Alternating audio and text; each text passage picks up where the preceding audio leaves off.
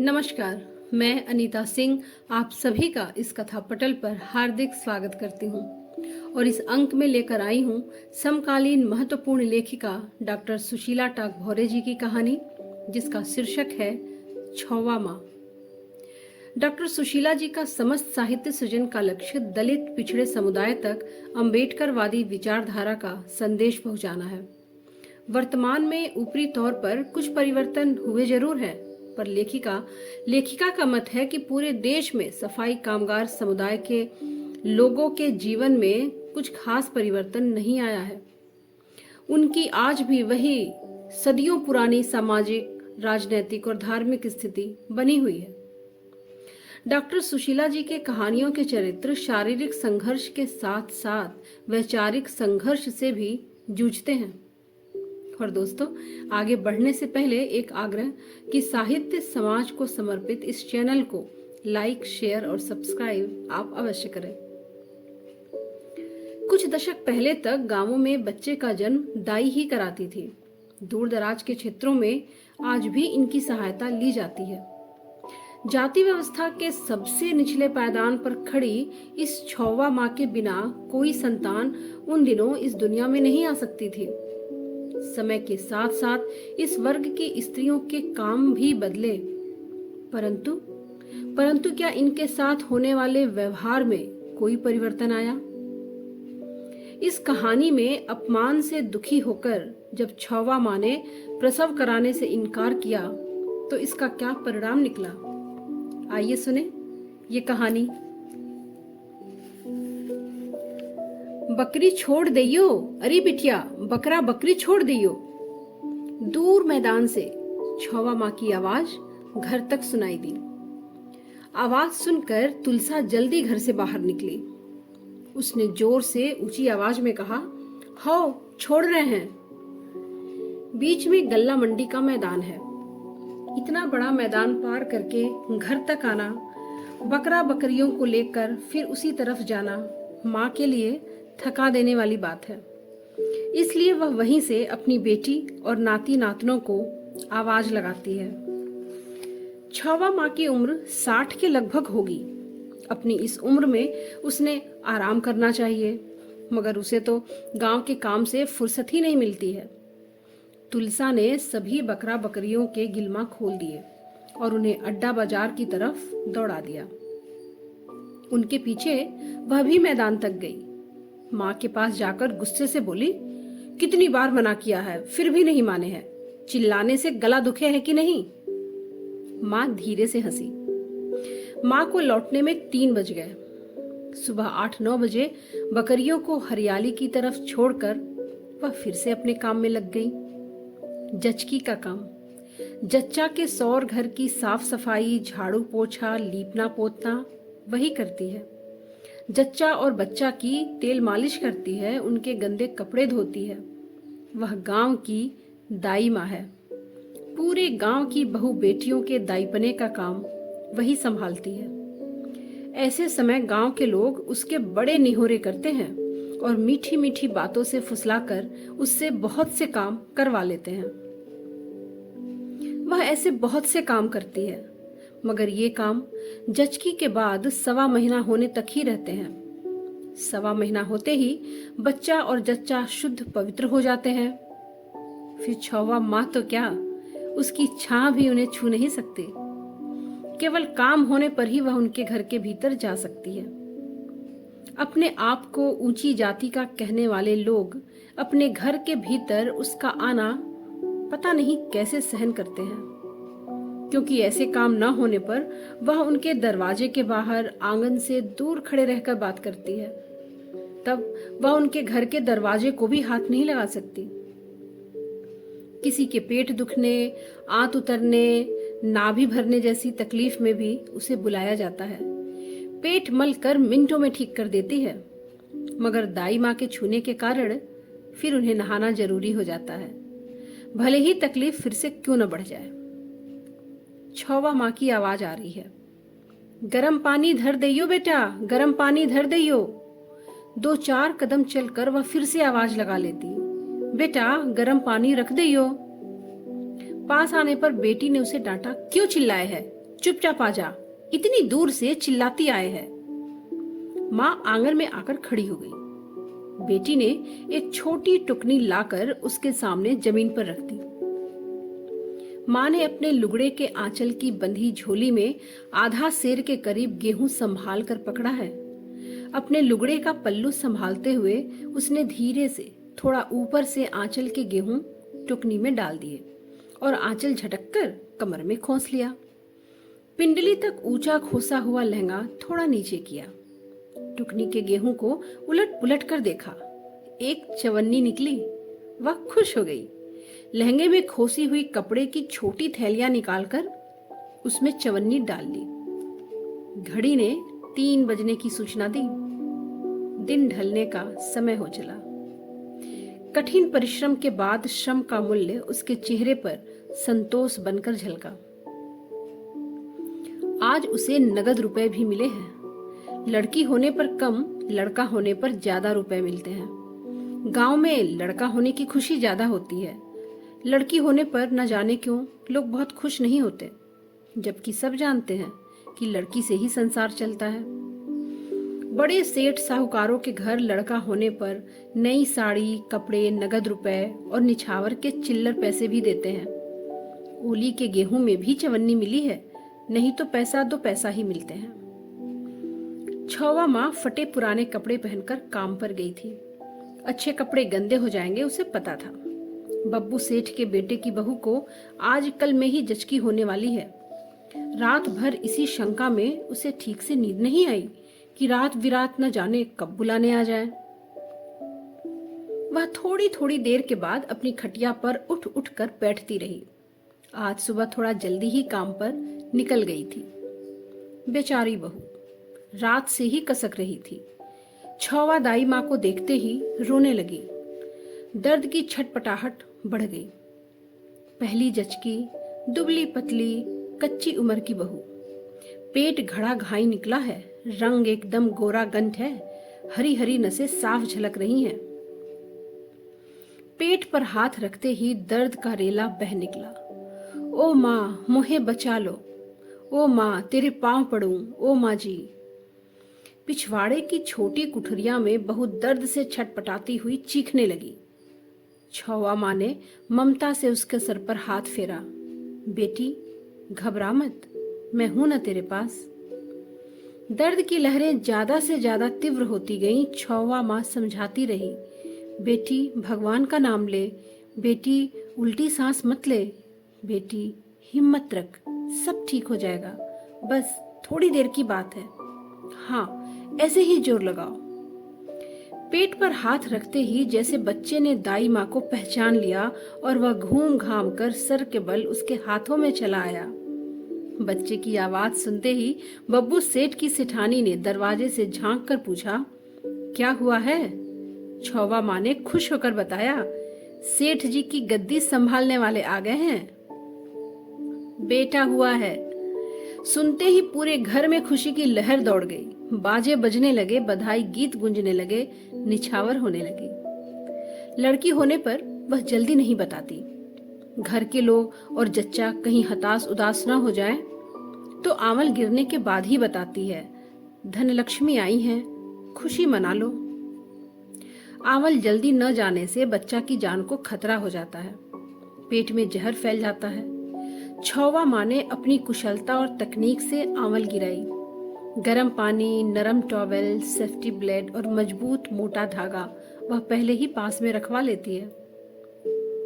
उसने बच्चे की नाल नाभि से 4-5 उंगल दूर से काटकर मजबूत धागे से कसकर बांध दी। बच्चे को कुनकुने पानी से नहलाकर नरम टॉवेल में लपेट दिया। बच्चा रोए जा रहा है, उआ उआ। उसके उआ उआ से घर में मानो खुशियां बरस रही हैं। छौवा दाई माँ भी खुश है। अच्छा हुआ, अच्छी भली जचकी निपट गई, नहीं तो कभी कभी बड़ी अड़चने आए हैं। पायल बच्चे के समय तो उसके होश उड़ जाते हैं, तब वह आत्मविश्वास के सहारे ही अपना काम करती है। कभी कभी सरल जचकी के बाद की जचकी कठिन हो जाती है, मगर वह अपने आत्मविश्वास के कारण कभी पीछे नहीं हटी। उसने जच्चा को गर्म पानी से नहलाया धुलाया, साफ कपड़े पहनाए, हाथ का सहारा देकर पलंग पर बच्चे के पास लिटा दिया। दर्द का सागर पार करके किनारे उतरी जच्चा ममता से अपने बच्चे को देखने लगी। जचकी की सारी गंदगी छौवा दाई माँ ने समेटी, फर्श की धुलाई लिपाई पुताई की, जच्चा के जचकी के गंदे कपड़े धोए, तब कहीं उसका काम पूरा हुआ। जच्चा बच्चा को सहेज कर सुलाकर वह बाहर निकली। ऐसे समय में वह खाली हाथ नहीं जाती। ओली झोली का अनाज और नेग निछावर के रुपए पैसे लेती है। तुलसा ने पानी के छींटे डालकर आंगन से टोकरी उठा ली। नहाने घर में गर्म पानी रख दिया। लकड़ी के पट्टी और बांस के टट्टी से बने ऊपर से खुले नहाने घर के बांस पर माँ के धुले कपड़े रख दिए। माँ हमेशा गर्म पानी से नहाती है। तेज गर्मी के दिनों में धूप में रखे कुनकुने पानी से नहाती है। छौवा माँ कपड़े धोने के धोबी छाप साबुन से देर तक नहाती। वह नहाते हुए बार बार कहती रहती, हर हर नर्मदे हर हर गंगे, जय नर्मदा जी, जय जमुना जी, जय सरस्वती जी, जय भगवान जी। नहाकर कपड़े पहनने तक वह भगवान और नदियों के नाम लेती रहती। जचकी जैसे छूत के काम और गंदगी उठाने सफाई करने जैसे काम के बाद वह हर दिन सिर धोकर नहाती है। नहाने के बाद ही घर में आती है। उसने नहाकर मोटा सूती कपड़े का घेरदार लहंगा और ढीला ढाला पोलका पहना। फुलवारी की रंगीन फरिया कमर में खोस कर ओढ़ ली। अपने सन जैसे सफेद रूखे बित्ता भर के छोटे बालों को वह देर तक अंगोछे से पोंछती रही। बाल सूखने पर सिर में नारियल का तेल लगाया। उसके बाल चांदी के तार की तरह चमकने लगे। तुलसा ने एक थाली में दाल चावल परोसकर खाना माँ के सामने रख दिया। साथ में एक तली हुई मिर्च रख दी, एक लोटा पानी रख दिया। ऐसे तो साधारणतः वह बेटी के घर में ही खाती पीती है। वह रुपया पैसा और अनाज देती रहती है, लेकिन कभी बेटी जवाई या बच्चों के साथ कुछ खटपट लड़ाई झगड़ा हो जाए तब गुस्सा होकर अपनी रोटी अलग बनाने लगती है। थोड़े दिन के बाद फिर पहले जैसा ही चलने लगता है। छौवा माँ ने देर तक हाथों और पैरों में नारियल का तेल लगाया। उसकी कलाइयों में चांदी के ठोस चूड़े और चांदी की दो दो मोटी चूड़ियां हैं। सभी काफी घिस गए हैं। कई बरसों से लगातार पहनने के कारण पांव की चांदी की ठोस कड़ी भी भीतर की तरफ से घिस गई है। गले में वह चांदी की सांकल में हरे पीले चमकीले मणियों की माला पहनती है। माला पोलके के ऊपर गले में झूलती रहती। कान में ऊपर की तरफ दो दो सोने की बालियां हैं। नीचे छोटे करण फूल हैं। नाक में बारीक नक्काशी की सोने की एक बड़ी लौंग है। खाना खाते समय वह अक्सर बीच बीच में थोड़ी देर के लिए अपनी आंखें बंद कर लेती। पता नहीं इस समय भी वह मन ही मन भगवान का नाम लेती है या बहुत कठोर परिश्रम के बाद खाना खाते समय अपनी पूरी थकावट महसूस होने के कारण वह अपनी आंखें बंद करती है। उसका वही जाने। तुलसा अपनी माँ पर चिढ़ती रहती है। माँ को खाते समय ऊँघते देखकर डांटने लगी। क्यों रात दिन हाय हाय करे है? रोज 2-3 बज जाए। दिन दिन भर भूखी रहने से बीमार पड़ जाएगी, बेमौत मर जाएगी। इकलौती बेटी को गुस्सा करते देखकर माँ के चेहरे पर ममता के भाव छलकने लगे। अपनी बेटी की बातें सुनकर वह प्यार से धीरे धीरे हंसने लगी। हंसते समय उसके होठों के दोनों तरफ के कोर कान की तरफ फैल गए। सामने के ऊपर के 2 दांतों में लगी सोने की कील दमकने लगी। लगातार पान और तंबाकू खाने से काले पड़ गए दांत अपनी थोड़ी बची खुची सफेदी के साथ चमकने लगे। चेहरे की झुर्रियों और गले की सलवटों में हल्की हलचल दिखाई दी।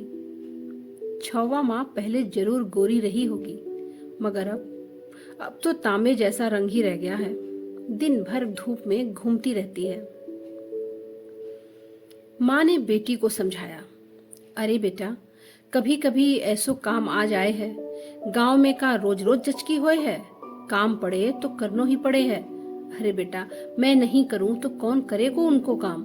बेचारी बहू बेटियां मेरी रास्ता देखे हैं, उनकी ये तकलीफ से ही मैं उनको पार लगाऊं हूं। वह बेटी को मनाने के लिए बहुत प्यार से समझाती रही, मगर तुलसा की नाराजगी कम नहीं हुई। माँ ने धीरे से रहस्य बताने के अंदाज में कहा, कभी कभी तो डाकदरनी भी हाथ टेक देवे हैं, घबरा जाए हैं कि अब क्या करें, घबरा के मोहे बुलाए हैं। बेटा, सभी लोग डाकदर भी नहीं बुला सके हैं। डाकदर को पैसा ज्यादा देना पड़े, उसकी फीस ज्यादा लगे, फिर कौन करेगा उनको काम मेरे सिवा। वे तो मैं को ही डाकदरनी कहे हैं। अपनी बात पर माँ खुद ही धीरे धीरे देर तक हंसती रही, मगर बेटी का गुस्सा कम नहीं हुआ। माँ ने दीवार पर टंगे फ्रेम में लगे दाई के अपने सर्टिफिकेट को उसे दिखाते हुए कहा, देख ले, कितनो बड़ो सर्टिफिकेट दियो है मुहे डॉक्टर ने। जज की कैसी भी होए, मैं तो मिनटों में निपटा दूं। दूर के गांवों में 3 दिन से कष्ट में पड़ी बहु बेटियों की जज की जाते ही सुलझा दूं। छवा माँ बताती रही, बेटा, दूर दूर के छोटे बड़े गांव में लोग मेरो नाम जाने हैं। वे कहे हैं दाई माँ आ जाए तो कोई चिंता की बात नहीं रहे है। मेरे हाथ में भी जस है बेटा, मेरे हाथ के डिलीवरी के केस कभी नहीं बिगड़े हैं। मेरे हाथ के बाल बच्चे भी खूब भले चंगे रहे हैं। कोई तो बड़े अफसर बन गए। वे मुँह देख के बहू जी, दाई माँ, अम्मा जी कहे हैं। अब बेटा, मैं तो ये धर्म का काम करूं हूं। बोलते बोलते छवा माँ के चेहरे पर ममता, त्याग, परोपकार की भावना चमकने लगी। यह सब कहते हुए उसे स्वयं पर गर्व महसूस हुआ। वह खुशी, उत्साह, अपनत्व के साथ अपनी बातें कहती रही, जैसे वे सब बहू बेटियां उसके अपने परिवार की हों, और वह बूढ़ी माँ उन सबको सहेजती, संभालती, अपना कर्तव्य पूरा कर रही हो। उसकी बड़ी बड़ी आंखें सरल तरल ममता के सागर जैसी दिखने लगी, कहीं दूर देखते हुए, जैसे वह उन सब को अपने आसपास देख रही हो। झुर्रियों से भरा उसका चेहरा इस समय बहुत ही कोमल और भावपूर्ण हो गया। गालों पर मधुर हंसी और होठों पर मीठी मुस्कान खेलती रही। छवा माँ बहुत देर तक अपनी भावनाओं में डूबी रही। माँ को ऐसी भावपूर्ण स्थिति में देखकर तुलसा को और अधिक गुस्सा आ गया। वह तमक कर बोली, हाओ, बड़ो एहसान माने हैं सब लोग तेरो, कोई नहीं माने।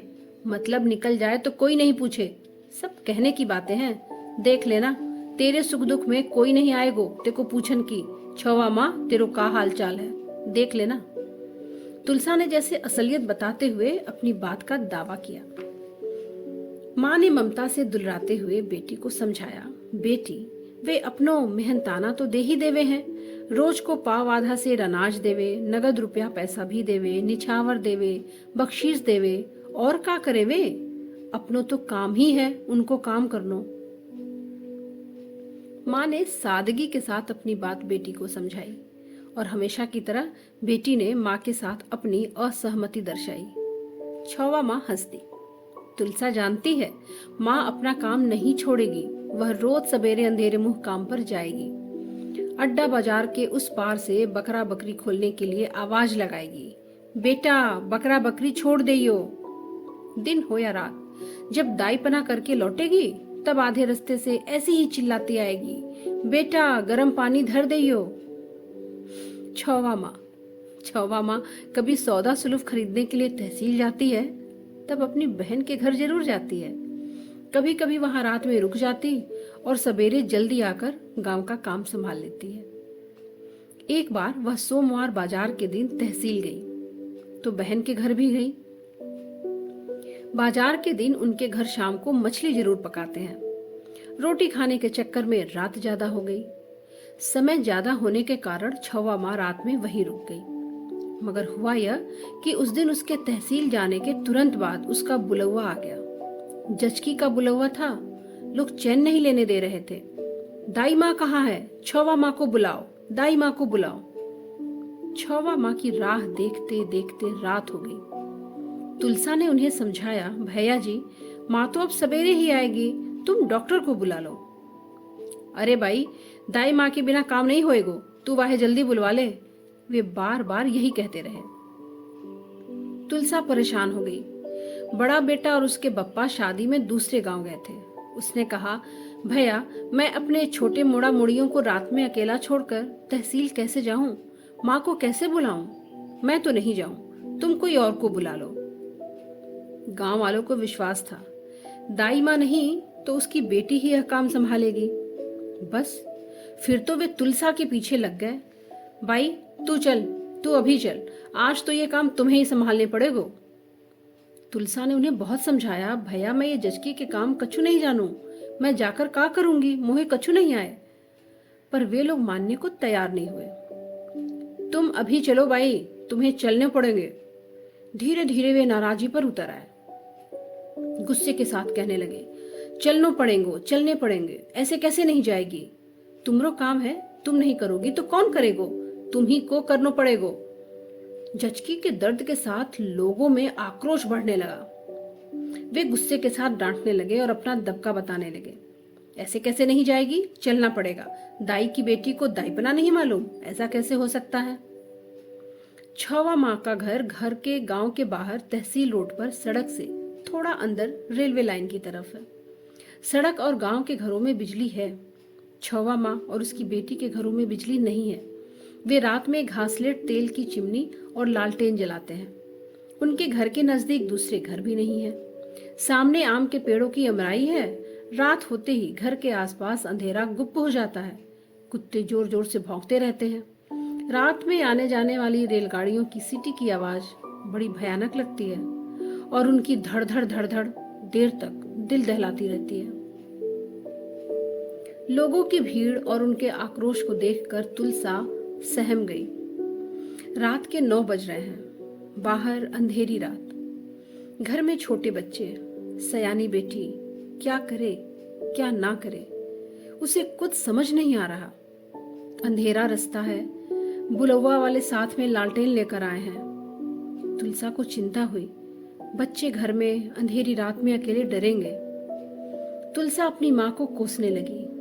खुद जिंदगी भर पूरे गांव का नरक उठाती रही, सबका दलिद्दर समेटती रही, अब मेरे पीछे ये मुसीबत लगा रही है। ये सब उसी के कारण हो रहा है। लोगों को आदत डाल दी है, वही करेगी, उसके बिना नहीं होएगो। रात दिन दौड़ती फिरे है, सबके लिए मरी जाए है, अब मोहे भी गिरा रही है इसी दलदल में। पीढ़ी दर पीढ़ी परंपरा चलाते रहे, अब ये परंपरा मेरे गले को फंसा रही है। फिर वह आक्रोश के साथ बोली, ये कोई जबरदस्ती है कि करनो ही पड़ेगो ये काम? का जबरदस्ती है? पर उसकी बात सुनने को कोई तैयार नहीं। आंगन में खड़ी तुलसा को सबने घेर लिया है। तू चल, तोहे चलनो ही पड़ेगो। हम डॉक्टरनी को भी बुला लेंगे, मगर तोहे चलनो ही पड़ेगो। बड़ी मजबूरी में तुलसा को निकलना पड़ा। उसने बड़ी बेटी को समझाकर घर के भीतर की सांकल लगवाई और पहली बार गांव में दाई पने के लिए निकली। दाई पने के काम की कल्पना करके ही उसका जी मिचलाने लगा। कितनी गंदगी समेटनी पड़ेगी, इस विचार से उसका सिर चकराने लगा। कैसे करेगी वह यह काम, कैसे संभालेगी यह सब? जचकी के दर्द से तड़पती, चीखती, चिल्लाती लुगाई को कैसे संभालेगी? वह गुस्से में भरकर कहने लगी, भुनसारा होने दो, भुनसारा होते ही फैसला करा दूंगी, मैं नहीं करूंगी ये काम। वह बार बार अपनी बात दोहराती रही, बार बार निश्चय करती रही, मगर उस समय उसे जाना पड़ा।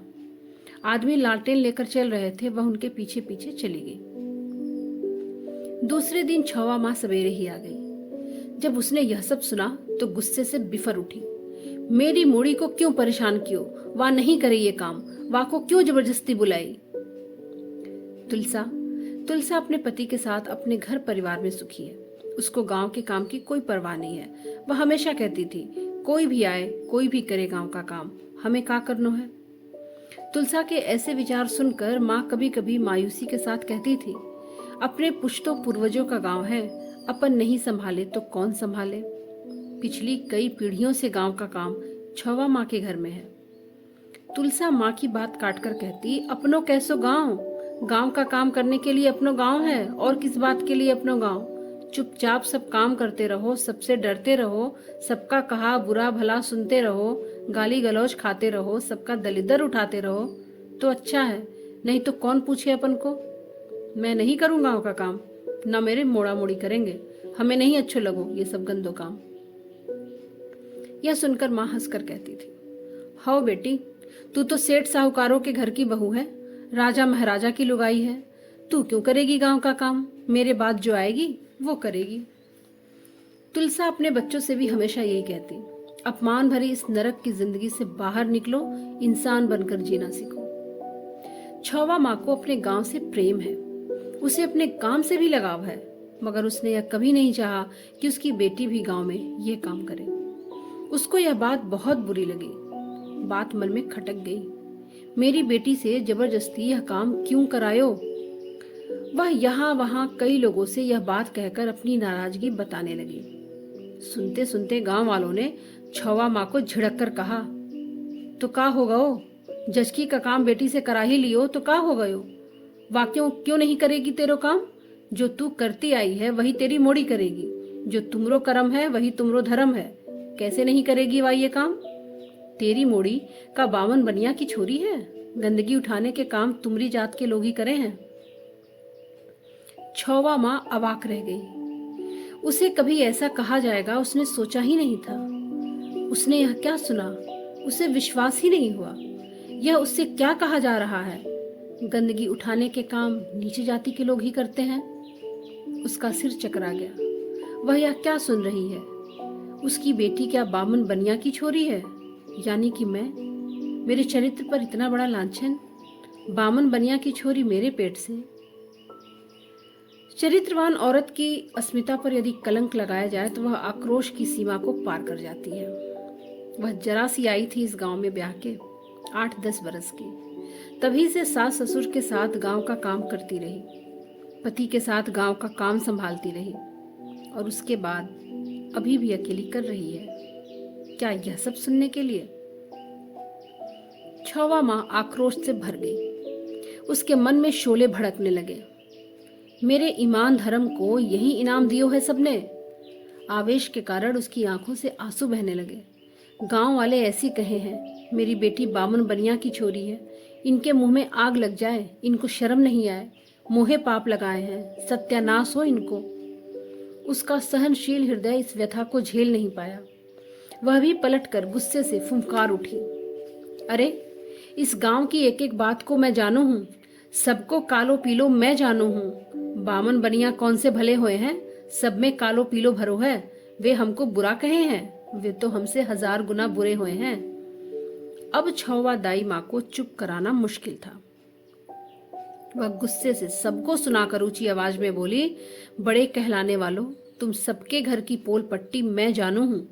रात दिन पूजा पाठ करने वाले कितने ही पंडितों की काली करतूत मैं जानू हूँ। रात दिन व्रत उपवास करने वाली पतिव्रता बनी कितनी ही बदमाश उल्टा लुगाइयों की काली करतूतें मैं जानू हूँ। गांव की गरीब बेबस लड़कियों और औरतों पर अत्याचार बलात्कार करने वाले ऊंची जात के कितने ही पापी पाखंडियों को मैं जानू हूँ। छौवा माँ ने दम भर के सांस ली, अपना लुगड़ा कमर में अच्छी तरह खोसा, दोनों हाथ कमर पर रखकर व्यंग से बोली, तब तो मोहे गुपचुप गुपचुप बुलाते रहे, किसी को कानो कान खबर नहीं होने दई कि दाई माँ इनके घर कौन से काम से आई है। छौवा माँ की आवाज और ऊंची होती गई, मैंने अभी तक सबके पाप अपने दिल में छिपा कर रखे हैं, अब मैं कोई से नहीं डरूंगी। अरे जिनकी कुंवारी बेटियों के पेट मैंने गिराए हैं, वे में से कौन से मुंह से बात कर सके हैं? बड़े कहलाने वाले, जिनके घरों की विधवा बहू बेटियों के पेट मैंने चुपचाप गिराए, समाज में उनकी इज्जत उनकी नाक बचाई, तब तो मेरे पांव पड़ पड़ के नहीं थकते थे, और आज मेरी मोड़ी को और मुझे लांछन लगा रहे हो। अरे हम तुम्हारे जैसे नीच नहीं हैं। गुस्से में बिफर कर छौवा माँ एक एक का नाम लेकर उनके घर की पोल पट्टी बताने लगी। कुछ लोगों ने उसको समझाने की कोशिश की, मगर वह चुप नहीं हुई। अपना नाम और अपने घर की बातें सबके सामने सुनकर लोग गर्दन झुकाकर जाने लगे। छौवा माँ ने सबको सुनाकर कहा, बहुत कर ली मैंने तुम्हारी सेवा, अब नहीं करूंगी। तुम मेरे नहीं तो मैं भी किसी की नहीं। तुम्हारे पाप धोते धोते मैं पापन हो गई। उसके मन का दुख और आक्रोश बादल की तरह फट पड़ा।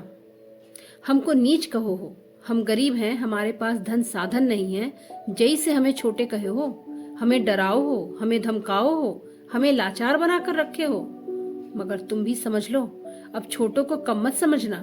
जरा सी चींटी भी हाथी को पछाड़ देती है। हम ऐसे भी गए बीते नहीं हैं, हमको गए गुजरे नहीं समझना। अगर हम अपनी वाली पर आ गए तो बहुत नुकसान में रहोगे तुम।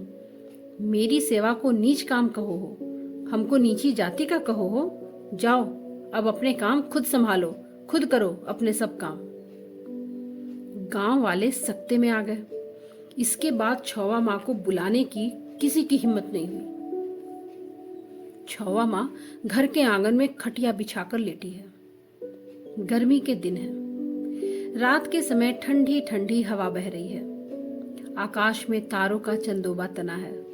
वह दूर तारों को देखती हुई अपने जीवन की पिछली घटनाओं को याद करने लगी। कई महीने गुजर गए। गांव से कोई बुलवा नहीं आया। अब क्या गांव के लोगों के पेट दुखने बंद हो गए? अब का गांव की बहू बेटियों के पांव भारी होना बंद हो गए? बहुत दिनों से किसी की खबर ही न मिली। हाँ, अब तो गांव में डॉक्टर अस्पताल भी ज्यादा हो रहे हैं। आजकल फैमिली प्लानिंग की बात भी खूब चलती है। ज्यादा बच्चे मत पैदा करो। सरकार ऐसा सबसे कहे है, मगर सरकार को क्या करना है? कोई कितने भी बच्चे पैदा करे, सरकार थोड़े ही उन्हें खिलाए है। बच्चों का पालन पोषण तो बच्चों के माँ बाप ही करे हैं। फिर भी लोग सरकार की बात सुन रहे हैं। छौवा माँ को अपना ख्याल आया। कितने सारे बच्चे हुए, एक के बाद एक 10-11 हुए होंगे। 4-5 बच्चे तो साल 6 महीना से ज्यादा नहीं जिए। 3-4 मोड़ा मोड़ी 10-12 साल के होकर गुजर गए। कुछ नहीं, जरा सा बुखार आया, 2 दिन में ही चटपट चल बसे। कैसी रो रो की जिंदगी बिताई मैंने। बड़ी मुश्किल से 2 बेटियां बची।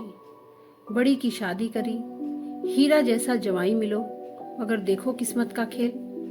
शादी के बाद बेटी को चेचक निकली। चेचक माता का बुखार बा के सिर पर चढ़ गयो और बा भी नहीं रही। किस्मत में ही नहीं थी तो क्या करे। बस यही बची है तुलसा। अब तो यही मेरी आह का तारा है। पता नहीं कैसे भगवान को मेरे ऊपर तरस आ गयो और उन्होंने वाहे मेरे लिए छोड़ दी।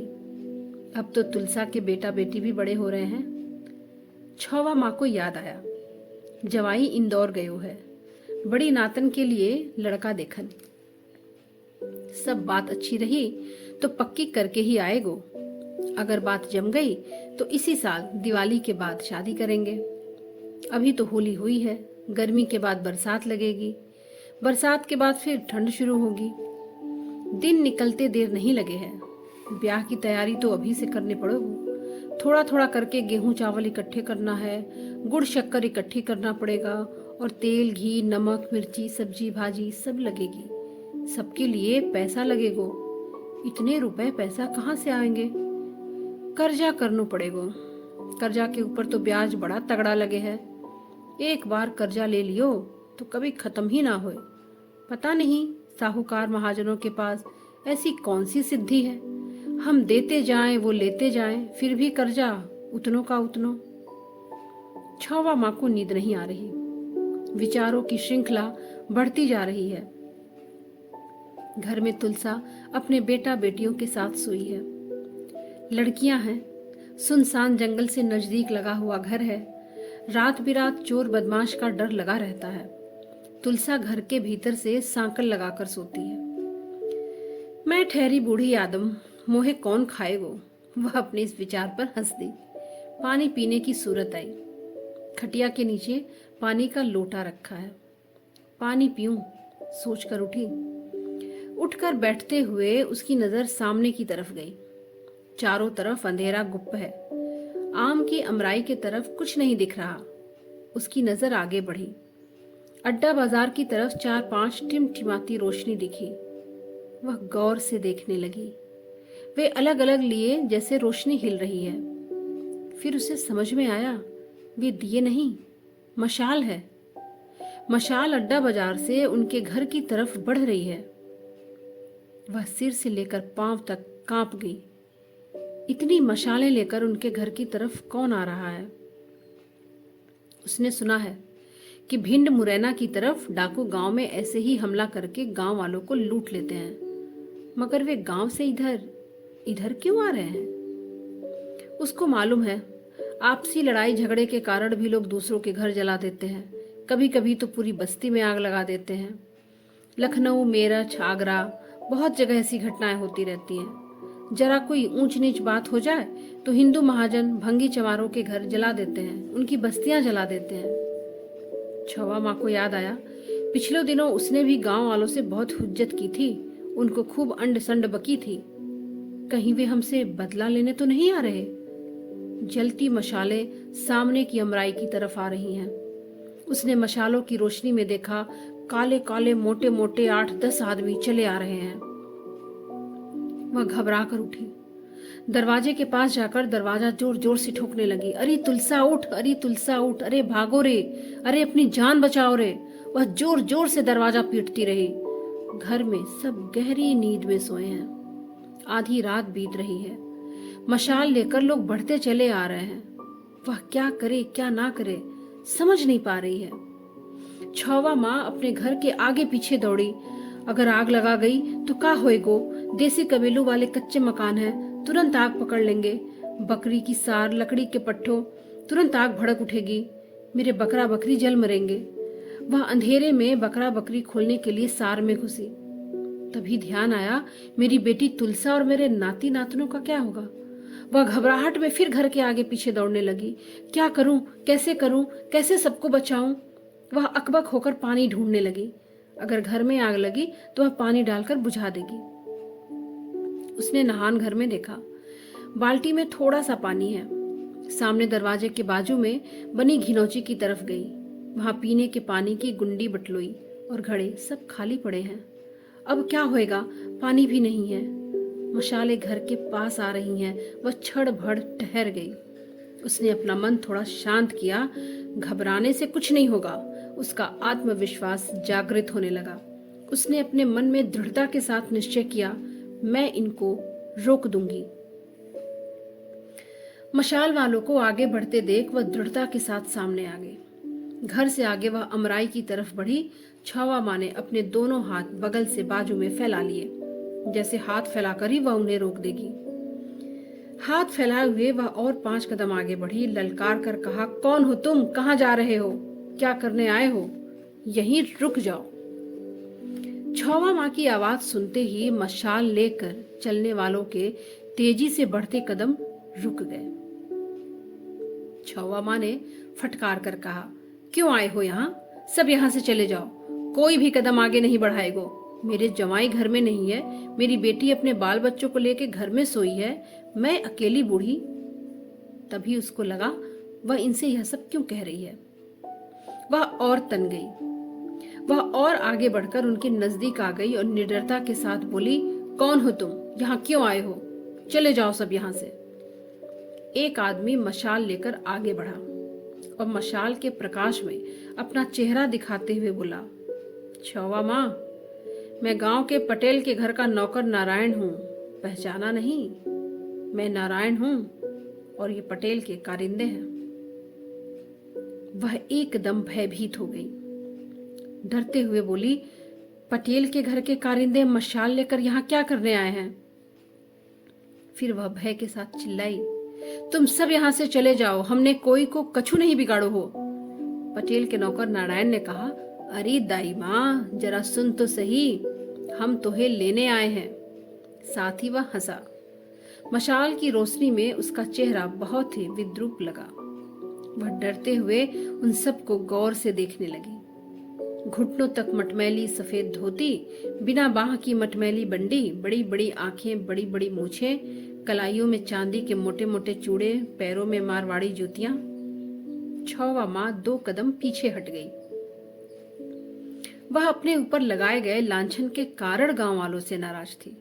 उसने अपनी बेटी से कसम खाकर कहा था कि वह कभी गांव का काम नहीं करेगी, जचकी का काम नहीं करेगी, किसी के बुलाने पर कभी नहीं जाएगी।